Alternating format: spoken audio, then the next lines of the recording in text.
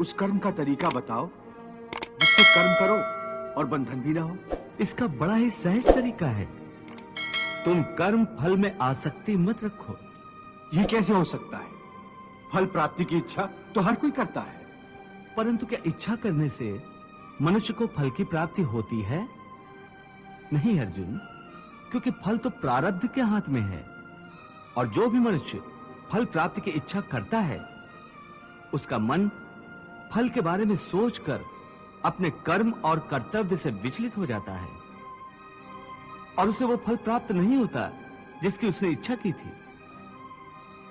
पार्थ, मनुष्य केवल कर्म कर सकता है, फल कदापि मनुष्य के अधीन नहीं है।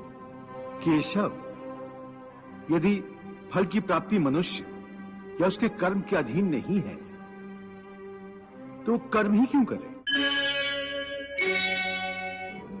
हे केशव, तुम्हारे कहे अनुसार यदि फल प्रारब्ध ने अपनी मर्जी से देना है तो फिर प्राणी को कर्म करने की आवश्यकता ही क्या है?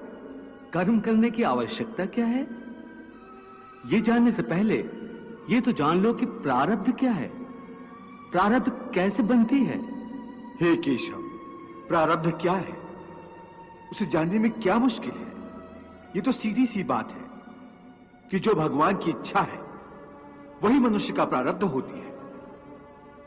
नहीं अर्जुन, नहीं, यह धारणा सत्य नहीं है। क्यों सत्य नहीं है? क्योंकि मैं किसी के प्रारब्ध नहीं बनाता, ना मैं किसी प्राणी के कर्म अथवा कर्म फल के हिसाब में दखल देता हूं।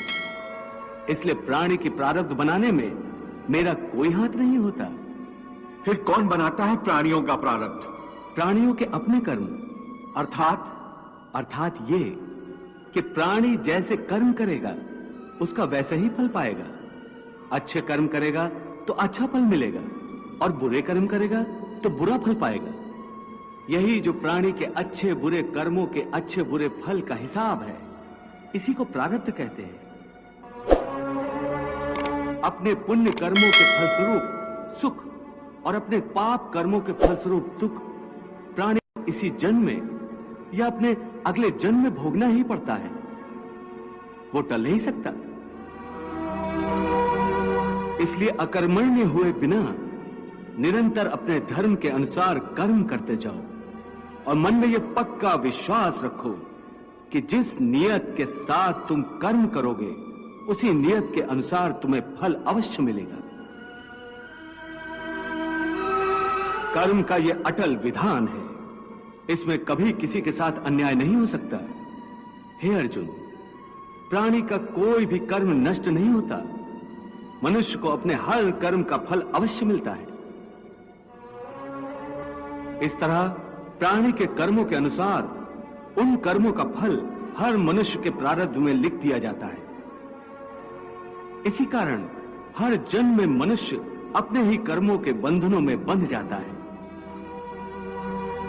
इसी कर्म के बंधन में बंध जाने के कारण मनुष्य आवागमन अर्थात जन्म जन्मांतर के चक्रव्यूह में फंसा रहता है और उसे मोक्ष प्राप्त नहीं हो पाता। कर्म के बंधन से आवागमन या जन्म जन्मांतर का क्या संबंध है? मनुष्य अपने एक जन्म में जो कर्म करता है उन कर्मों के फल के रूप में पाप और पुण्य दोनों ही होते हैं। कभी पाप अधिक होते हैं तो कभी पुण्य। दोनों का दुख सुख भोगते हुए मनुष्य अपने नए जीवन में जो कर्म करता है उनका हिसाब पाप पुण्य के खाते में नए सिरे से लिख दिया जाता है। इस तरह इन नए कर्मों को भोगने के लिए एक और नया जन्म लेता है और जन्म जन्मांतर का यह सिलसिला लगातार चलता रहता है और मनुष्य की आत्मा का अपने परमात्मा से मिलन नहीं होता, जिसे मोक्ष कहते हैं।